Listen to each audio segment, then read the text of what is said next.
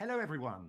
Well, the first game of the match between Magnus Carlsen, who played black, and Jan Nepomniachtchi, who played white, ended in a hard-fought draw. We're delighted once again to have a legend of chess, ex-world champion Garry Kasparov with us to review the game. Garry, a big welcome. Thank you. It's, Garry, I mean, you predicted 1e4, and 1e4 happened. It was not such a, present moment. Jan specialized on e4, and I think it was a very natural choice for him to see what to expect from Magnus. So we also spoke about Magnus' response and talked about e5 and c5. Yeah. So again, not surprising, Magnus went e5. That's the move that he used exclusively against Karyakin, for instance, in 2016. Yeah. So there was Caruana played c5, but again, e5 natural choice. The interesting moment actually was move 3. Yeah. So yeah. Bishop d5 and then d5 and here, okay, Magnus played both knight f6 and a6. So that move 3.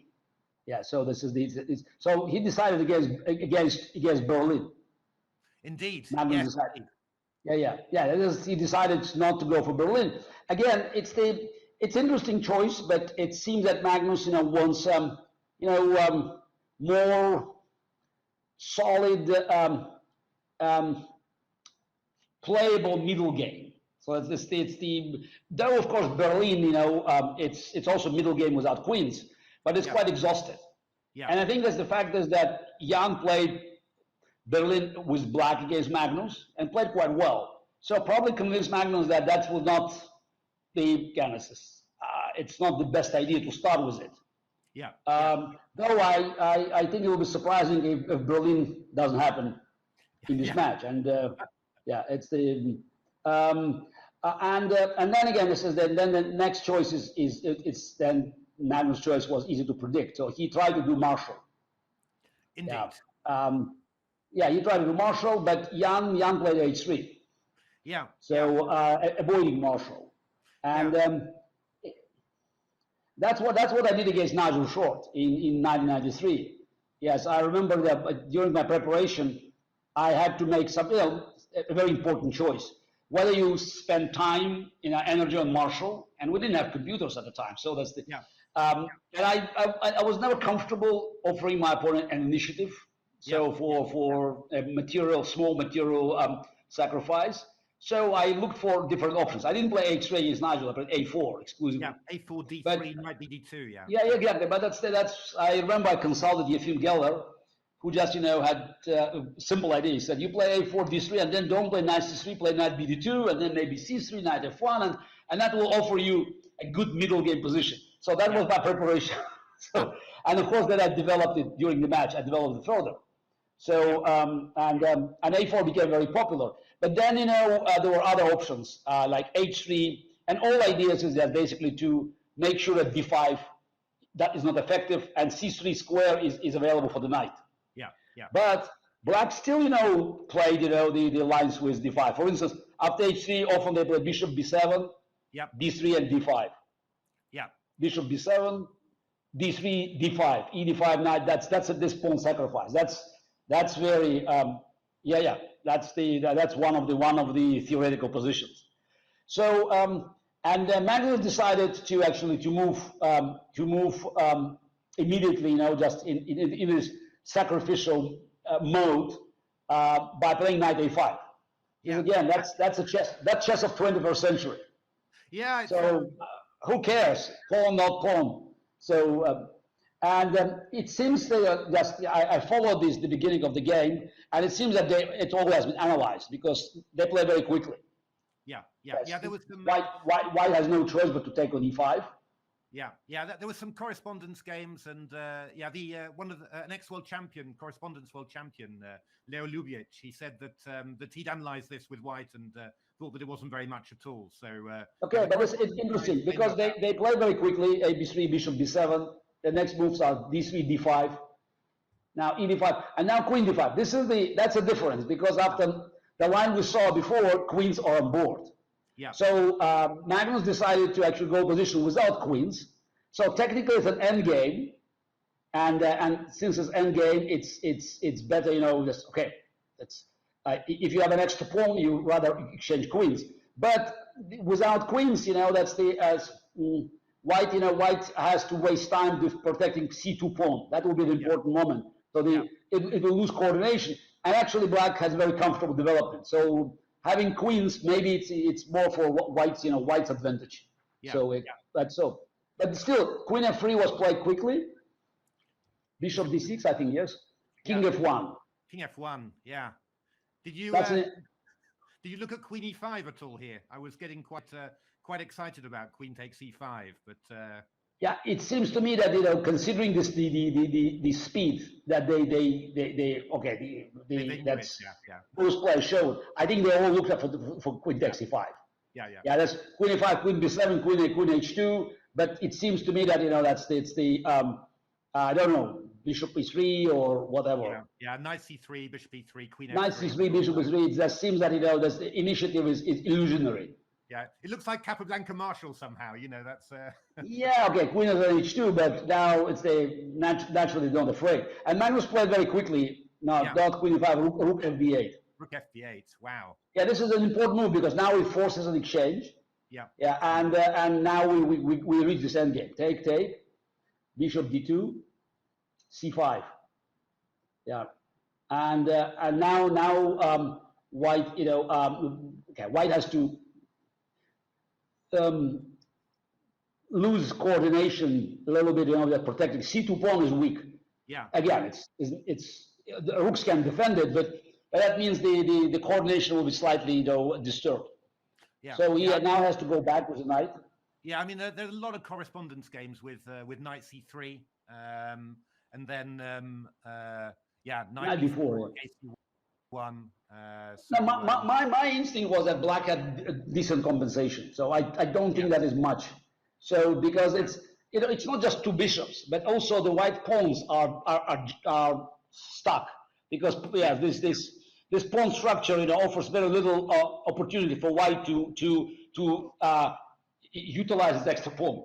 Yes, it's extra pawn in theory, but that is just these pawns. These 4 pawns are just, you know, kept by black's 3 pawns, and in the moment you start pushing them, you create weaknesses. Yeah. And two black bishops, you know, they strong, especially on b7, one on b7.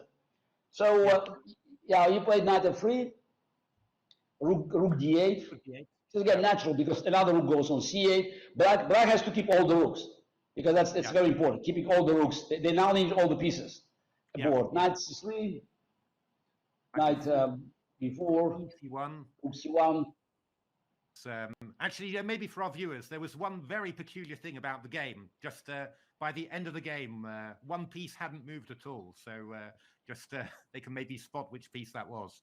It's but rook ec1 played, rook ac8, knight e2, and no, but it's a rook on a1, of course. Yes, rook on a1 never moved. Rook on a1 never moved. Yeah, that's the so knight e2, and now this is what we should explain, that taking on f3 now it's not good because then rook from a1 becomes very active. So, and I think that psychologically, you know, because bishop f3 is not good here, I think Jan missed the moment where it became good. Yeah. So this is he would make a psychological mistake because he, you know, was not considering bishop f3 at any given moment. Yeah. And there was a moment where it was strong, and of course Magnus did it. So Magnus played knight c6, and this is a critical position. Yeah. I think, you know, I spoke to friends and I said that white has an extra pawn, but I see no real threat for black to lose. It's a proper compensation. I see no real plan how white can improve the position. Yeah, no, it looks very safe. I mean, I was expecting Magnus actually to maybe try and advance the kingside pawns a little bit, you know, f6. Yeah, but he can do what, again, because this is white has an extra pawn in the center, but so how can you push it? Yeah. And if you don't push it, so then what's the threat? So you cannot exchange rooks. So this and black can easily hold, and So maybe you should go back with knight e1 now. I don't know. But still, again, what's next? Yeah. Yeah. I'm confused. So what is the game plan for white? Yeah. Yeah. No, it's. I mean, I ran a lot of endgame games, from these positions just to see, and it was all shuffle. It was all. There was no real feeling of a plan or anything at all for. I don't see any again, because the only idea is when you have extra pawn, you have to play, to push the pawn. So yeah. d4, even if you play d4, you open position and still bishop on b7 is dominant. Yeah, exactly. And rook on a1 doesn't play, and this is Jan played bishop a3 here, so which is again you can hardly criticize the move. And Jan Magnus played knight e7, and here I think Jan makes serious mistake. Yeah, that's the because this position is equal. I would say, I don't know, maybe white can play knight g3, maybe knight d2. Yeah. I mean, basically, you go knight g3, then the knight goes knight d5, maybe back on d4. So this is and I think it's roughly even. But knight g3 would be probably natural move. Yeah. And I think this is he just looked and he played that bishop f4, which is in theory is a good idea, because if you change bishops, yes, but now there's after bishop f3, so you have a serious problem, because all of a sudden now the pawn on a6 is defended, and it's just because rook from a8 now is on c6. Yeah. But most important, white has so many weaknesses. Yeah. It's h3, f3, f2, and again the same problem. They cannot push pawns on the queen side. Yeah. And moreover, now this is the moment black knight appears on f5, it can threaten knight d4 and not h4. So at this point, I thought that it would be tough for Jan to save the game. Yeah. And then Magnus got a dream position. And I think, just when we look, move forward.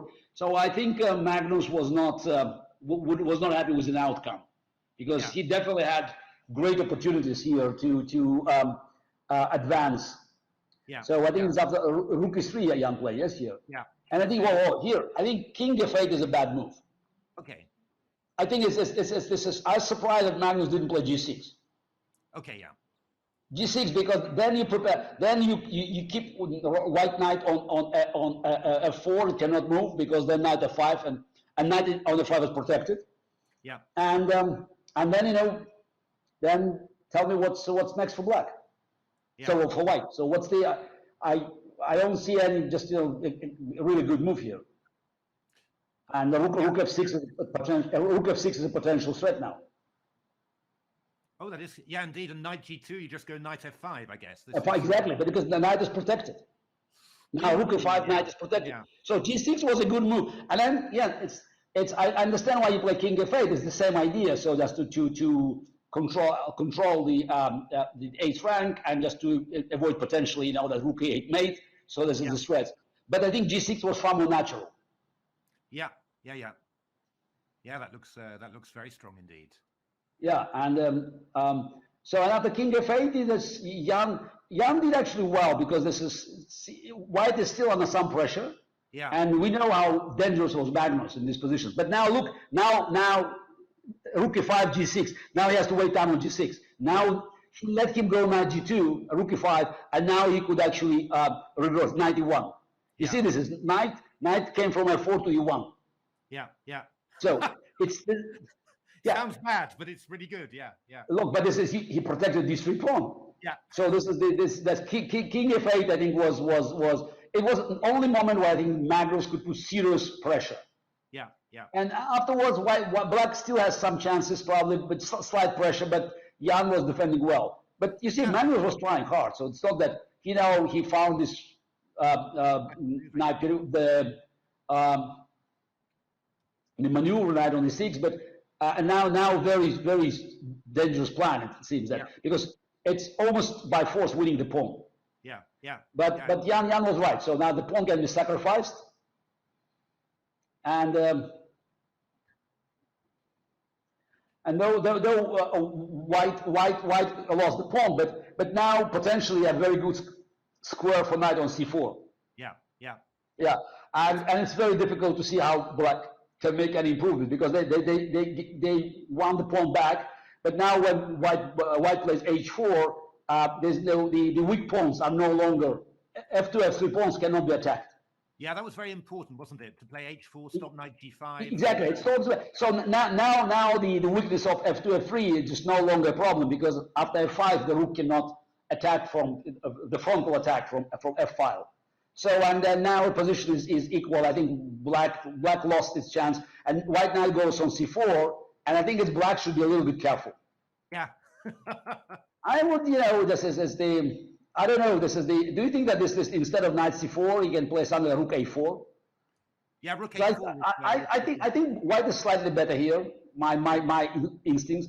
Why not to play rook a4 and wait? I see not much. What black can do after rook a4. Yeah.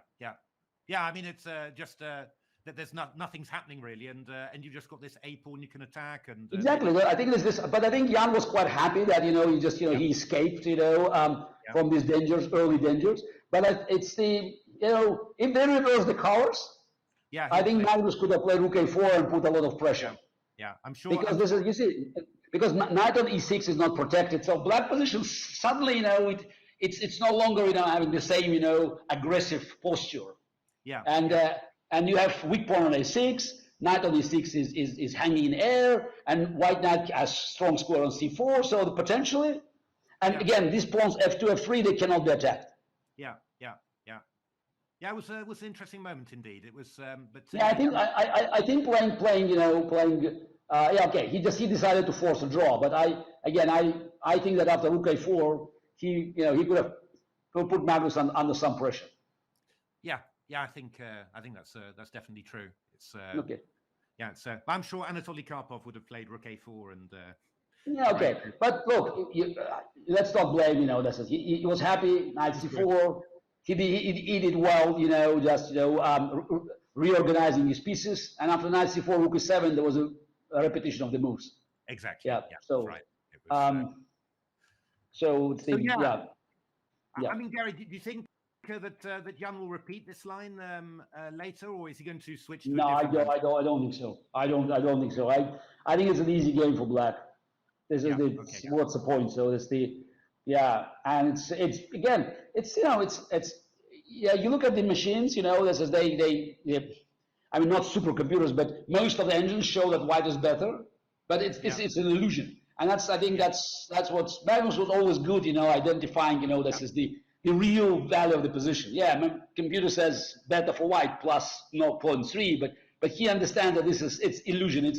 It's almost non-existing. It's like a virtual reality. So this is in real game. You start moving pieces, and you see that the machine doesn't offer any plan, so it moves the pieces. Exactly. So no, I don't think that the line will happen again. Okay. And we may be seeing the end of the h3 as a move. Knight a5 is just it's a killer. Yeah. I think it's in practical terms anyway. I mean, I think they maybe won some games in correspondence, but I think in over the board, very difficult to make anything of something like this. Yeah. Any thoughts tomorrow about what Magnus is going to do? I feel d4 more likely. Yeah. Yes, d4. Yeah, that's. I mean, it could be d4, but I think d4. And then if Magnus plays d4, we should see if Nepo stays with Grunfeld, or he becomes, or he moves to more solid lines that he played lately, like, in Rapid often played, the Ragozin and Nimzo Indian. So Magnus can play Catalan, maybe. This is, again, we are all speculating here. Then again, we see that Magnus now is happy to move for complicated middle games. Yes, even giving up a pawn, he likes bishops. We know that. So that tells us that the match will have a lot of exciting moments.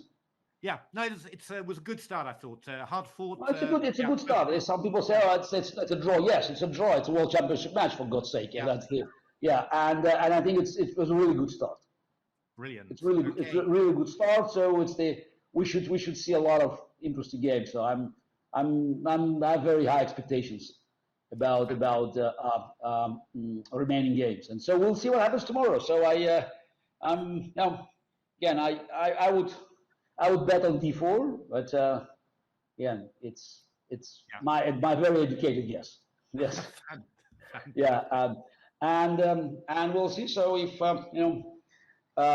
if Nepos sticks with his favorite opening, that's a very interesting moment.